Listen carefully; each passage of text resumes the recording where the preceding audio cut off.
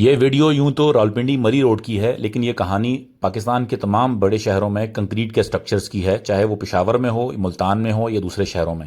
پاکستان کے تمام گنجان آباد شہروں کا مسئلہ یہ ہے کہ یہاں پہ کنکریٹ کے جنگل ہیں اور یہاں پر ہریالی 1% سے بھی کم ہے شہروں میں۔ آج کل راولپنڈی کی مری روڈ پر اس میٹرو پلوں کے نیچے رنگ و روغن کا عمل جاری ہے، جو ہر 2 سال بعد دہرایا جاتا ہے۔ آج سے 10 سال پہلے ہماری ایگری ٹورزم کی ٹیم نے ایک گرین وال پروجیکٹ لاہور میں کیا تھا، سوچا اس کو شیئر کروں، اور ایک میکسیکو کی ویڈیو ہے وہ بھی دیکھیں اور آپ کو آئیڈیا ہوگا کہ دنیا کیا کرتی ہے ان پلوں کے نیچے۔ یہ ویڈیو میکسیکو کی ہے، جس کو کہ ورلڈ اکنامک فورم کا ایوارڈ دیا گیا ہے۔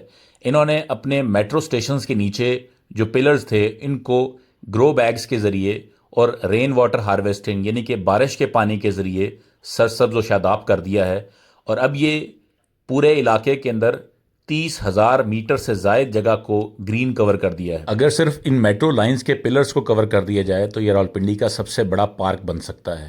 گرین وال بنائیں۔